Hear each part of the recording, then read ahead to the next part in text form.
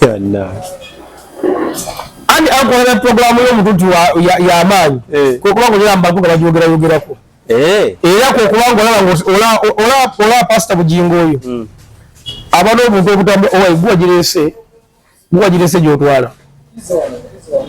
Abano omuntu obutambula ku TikTok okwo. Kaida mwaja ino omuntu obutambula ku TikTok ngali ku radio. Kitegeeza nti gundi bagira banemo nyinyi ye marketinga. Kati ngola bantu Dr. Kofu ne Madam Titi osanga omuntu ali ko dinga omuntu bwa audio ngabuliriza. Radio otugenda radio kyawo ndala. Jakubuta kyakola. Tuyavaako abantu bajawuliza radio. Yakomawo. Yavaako Dembe ate goli babigenda kana kuba Pickers Party. Dembe yakomyewo naye mujiwuliriza. Ani aliko? Bale eriko n'abakozi abalala. Manyiko omusajja wange Bale. Bule. Tugende ku TV. TV. Abamanyi. Ojja kusoma sijja kumenya. Simanyi bakina kuyisiza mubi. TV tuzireke. Naye mwina mulangira kamulangira o bakawuliriza era program yako jira kuleka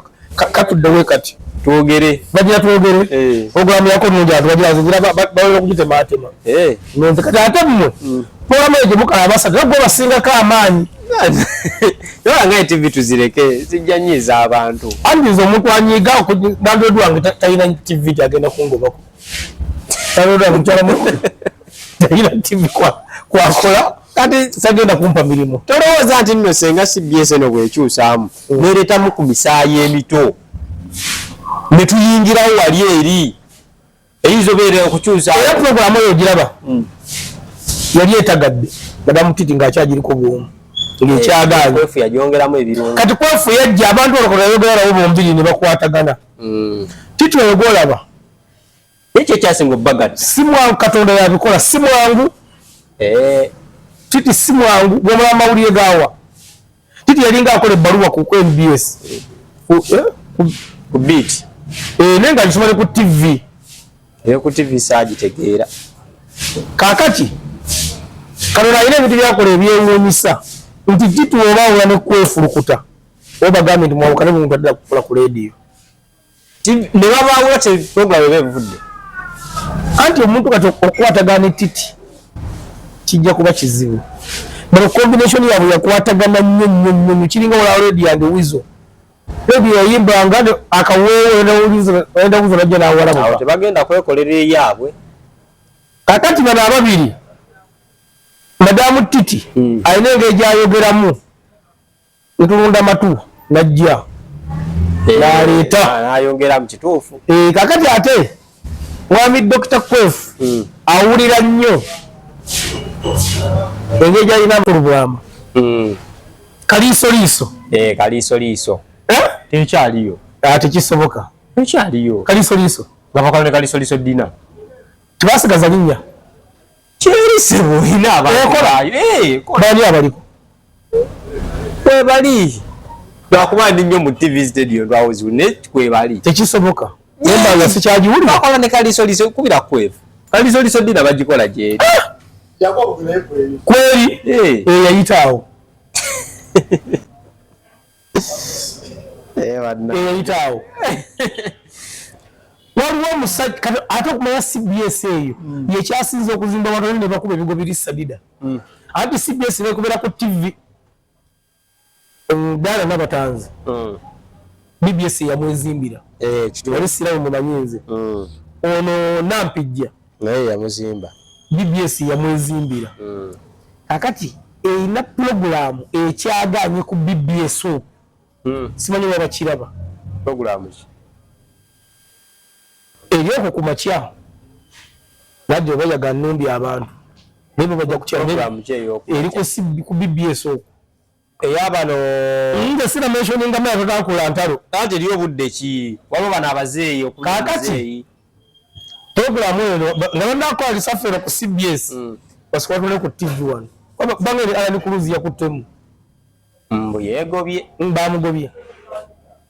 ala ni yegobye ye yataddeyo resignation letter n'agamba nkita kati nga mbunga ki ngachi aweereza Buganda ebbanga ala ntandetera okumunoonya mukube kati nga yegoba atya mbu yafunye eki okola n'otuuka n'ogamba bona ekyo kitegeeza okuba nga olina kaadi y'ebulanga awo Mbazatone w'amaanyi nebbeeyi era owulira nga Mbazatone yalwana okulaba nga agifiitingamu kituufu nedda Mbazatone musajja w'amaanyi alwanyi nayo naye etagala ojaba etagala ti Mbazatone kati ekimuyamba wakolako mubivu eyi n'alanga CBSF owulira nga ngasa ku audience nesigaye tegala nti akola mbivulu bbali singa yamutagalako dda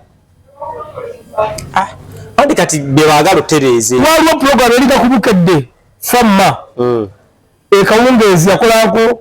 tica osaimo kanaabe oshingibbe simanyi oba ekyaliyo yamaanyi anti yibula kubana yibula walabika mukono ayitawo wano nankaaga ekanaawe yibula muto Allah jasi yibula yayingira media nga muto kati gwe okuba nti mutini munoloza kati omanyi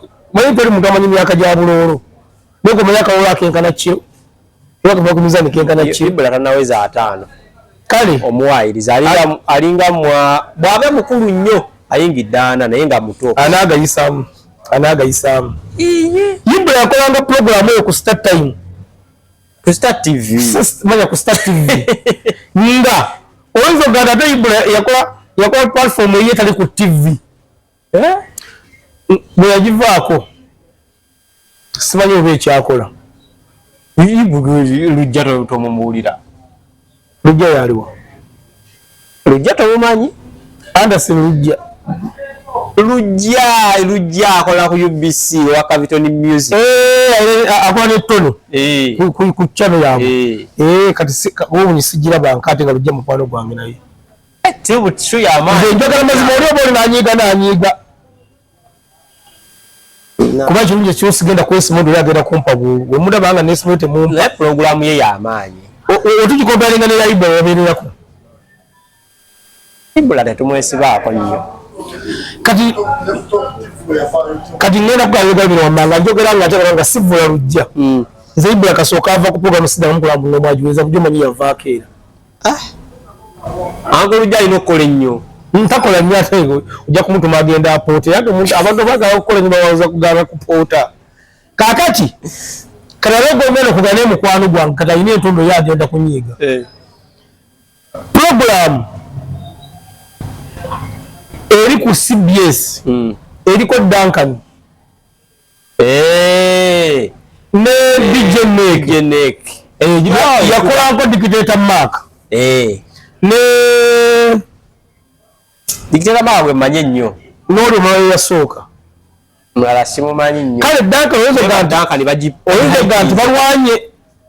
kuba baatuula mu ngato Dictator Mark boy yali era Duncan ndowooza ekimu ku different y'amaanyi bagisiikasiika nowulira tukulamukaa kuliko Ambassador DJ Oscar ku Monday kuliko Duncan olaba nti bagwa mu ngatte ennene eno yali eyisaawo kuba Neeke yajja ate ebiseera ebisinga oba yayaba okugira mu ngatto za Dictator Mark kwagala bukulu naye Jakasawo yagenda mu ngatto za Douglas programu yagaana ekituufu mwegane ddala Jakasawo kubaza Jakasta mukwano gwange ate okusinga Douglas kuba Douglas azina katamenti gyendi akumanyi simanyiiko sijja kwewaayira naye Jakasta mmanyi bulungi nnyo era boyi wange yagenda muyagaana Douglas n'avaayo najja ku NBS bagita the beat kati ali kuki anajja ku NTV ali ku NTV the beat yadda ku NTV the beat then n'avaayo n'agenda ku NBS yajja ku after 5 okuva ku NTV naye we yagivaamu yakola etya abaliyo basajja bange etambulira simo omuli gundi Dagnice Linda Deni ekola etya yasitukanga ate Douglas oyo mulaba musajja nnyo kubalwa yatwala mu ngatto engatto enzito era osobola okuma kuleti nti alwanye kati Dokita Kofu mugerageranya ne anti nzija Squawka yali akola WBS poka bagira leti show yalinga yakinda show we yagivaako WBS yaddangulu yagwa bikuku tiyagwa rugari bagigala bikukujju yali akola ku WBS nga program jalina ko yamanyi nnyo kakati Katongole Mutongo yali akola full dose kubukedde olwagivaako ndi bubi naye bannange hello olwagivaako teyaddangulu twageza okujja Flavia Namulundu awo nakatize simanyi agikola oludoze yani Queen ki ali bweru kati Fifi yali akola program nenga sabe kubuke bali agiyita Kanayo Kyani Fifi da kwino yagivaako teyaddangulu kati Makona yagikola waliwo program ogundi mungala yali agikola ko bali bagiyita oluyimba lwo olw'emisana olwo kubukedde oba Jaminancha simanyi Jaminancha Flavia we yagivaako teyaddangulu ukitegedde bulungi tiyasobola yadde okudda engulu Flavia nakazibu era asoma mule ku NTV ekawungezi olunaku yagavaako nze siddaga muggalaba NTV nga esinga amawulire waliwo omusajja era baizondera program gyekyalinoka naye nze sikyagala kwanza alinga njagala mu Flavia waliwo omusajja alinga akola ku NTV okwo ng'akola program bali bagiyita oba ku katebe oba kwani ku katebe yagenda mu UN ndowooza weba serabidde simanyi program eyo ekyaliwo weri simanyi nange simanyi program eyo eba ekyaliwo Super FM ey'omukulu Sematimba kwaliko omukyala bamuyita Lecho Namwanje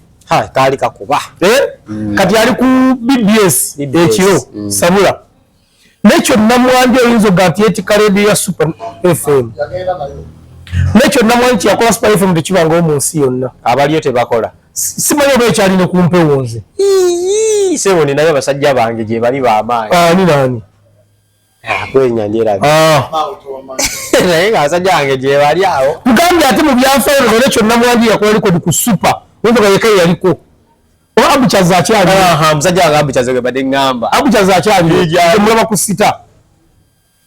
musajja w'amaanyi ku Super ye Abuchaza yalwa naye nkugambye okuva Lecho Namwanje yava ku sita ku Super FM nze siddanga mukujuwulira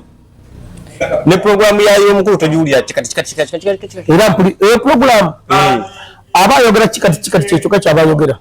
aba ayikuba music nze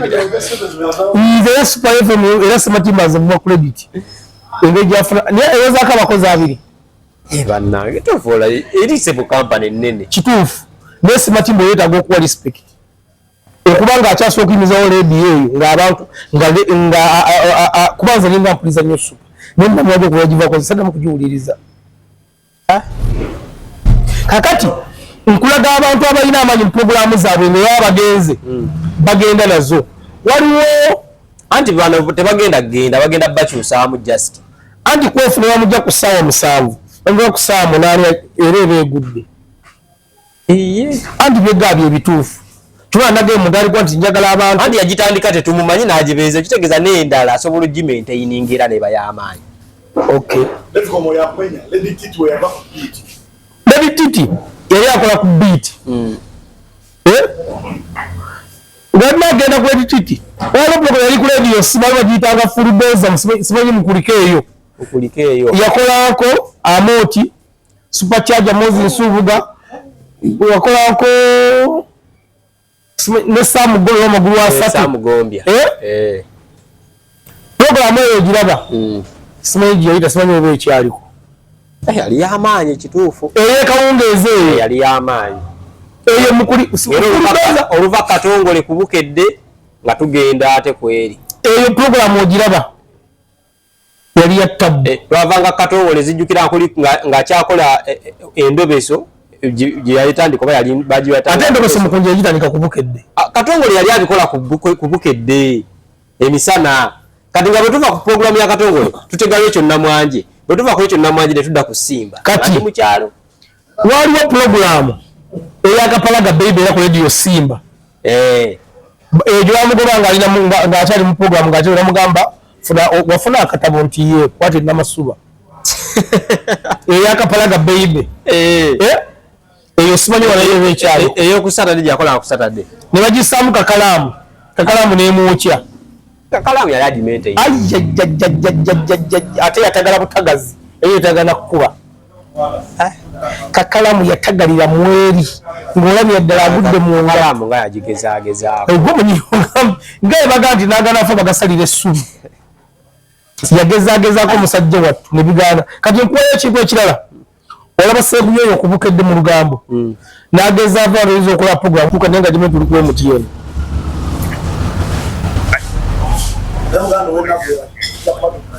kale Besikopezo wena gwera tuva ku simu tukole ate esimu yeyogera bweyagala ki esimu yekola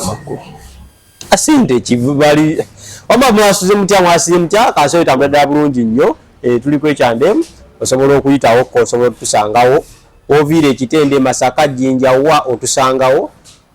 nga we tulinze gwe ogula akamera kanzigalo nawo buli kika kya mmere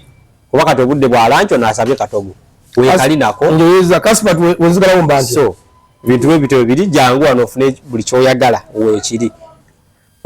kano bakajjako ogwo gago akakagundi bakajja kuli kakantu ako bakajjako kano kavaako eze mbadde ntegedde kavira kali munda kali bwe okola bwoti ojja kugula galubindi zange n'okajjako bwoti wani kampadde okasiike wacha basi manya bakuwadde mpe naziguze tosobola kwegulira naziguze wali wa queen naziguze tonse kati wala yeti ndo bozamba ze mbali bani kalibu kaako tekavaako kati tosobola kwegulira galubindi ate ne begulira za bulaka kati nawo liba bulaka kyogamba nekano ku musipinka joka na kalipo kano kukali kumpale ebisigundi nze mbadde manyire bobeeranga joka nomato kajiye kakasero Arsenal kimanye egeze ennaku zino bakubye gol 3 baba Arsenal enyiriza badde nfa okay basane banyabo atugenda kugera kusonga nyingi nnyo naye twawulidde ago mu nkubo ketugenda okakasa okuva ono kubono munywanyi wa Dr. Kwefu nti ekiri ku CBS awe Mengo atojja kumugobya baba munywanyi wange ambulire ebifa bonda ojja kumugobya sagoleke bonga eti lishafu zitambula bangambye ekiri ku CBS awo Mengo wa Ssaabasajja Kabaka wa Buganda laba akava mu bijozi baba alese manager mupya oba ibaye ku Savieti baba alese manager mupya wakiki naye esafu tezekola sala zokamba zetu nokusira mu program ye bagenda kyusa abakozi ne program bawakozi musalunsa naye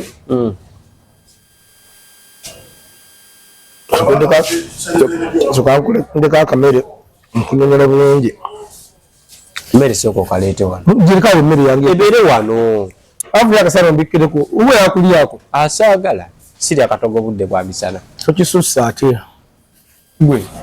ndowooza abakulu abawadde mu program nabo basiimye ne babba emijozi gya Ssaabasajja Kabaka tokoleke abakozi basho babye emijozi tulowooza bulowooza ndowooza basiimye nabo nga ffe tugala Ssaabasajja Kabaka asiimye tudduke emisinde gye nga ajjanja buno obulwadde bamuwa bavubuka ndowooza abakulu nabo basiimye ne bagala naffe katutwale ku mijozi gino netusasudde tonoza management negamba kati okutangira kino naye tebinakakasibwa bikyali byambu naye nga bagenda kyusakyusa abakozi ne program webagamba amuli wetugawule gatambula mpolampola naye nga tebinakubeera bikakafu naye nga ng'omuntu wowulira ekintu kibula kubira egamba anko gwe era kyokimanyiko noŋŋaanidde ne gajyanguza era byenawuliddeko naye ola program Nizo kubanga sinze mutuufu okuwabula CBS naye ate ffe abawuliriza ekituufu era nkakasa Ssaabasajja Kabaka yagamba guno omulembe omutebi abavubuka yeffe kitegeeza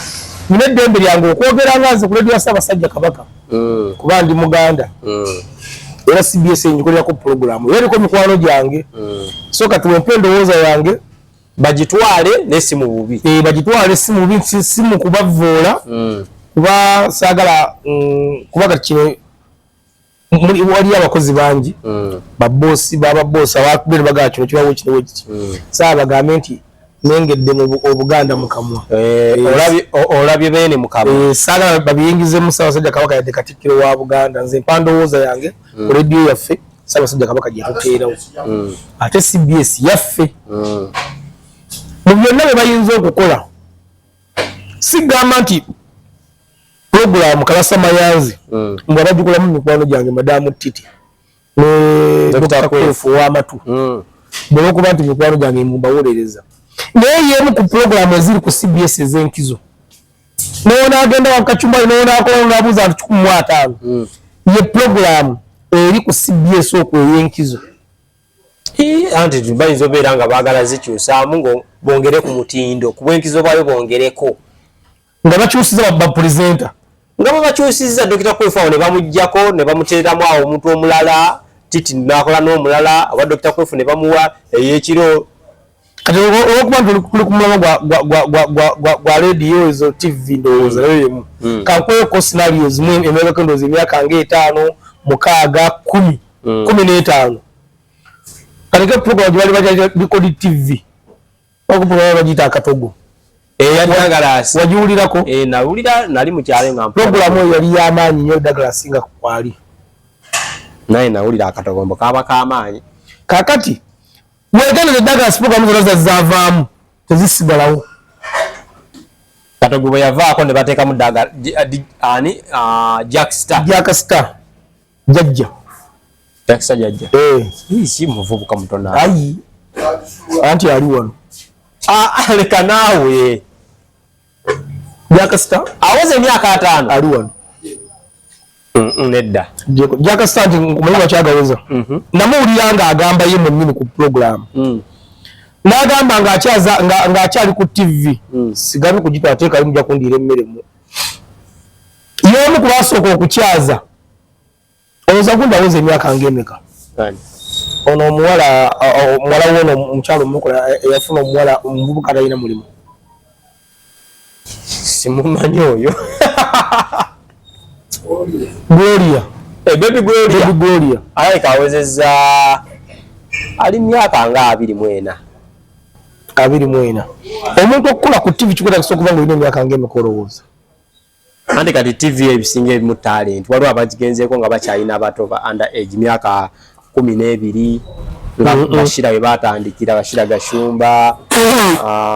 waliwo TV abazikozeeko nga bato nga talent just bakola puroguramu y'abaana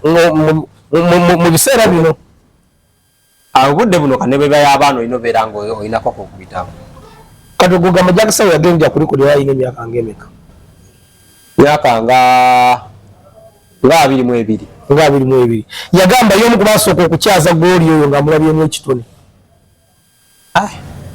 ng'akyali mwana muto byali bigambo Jackson bali ku TV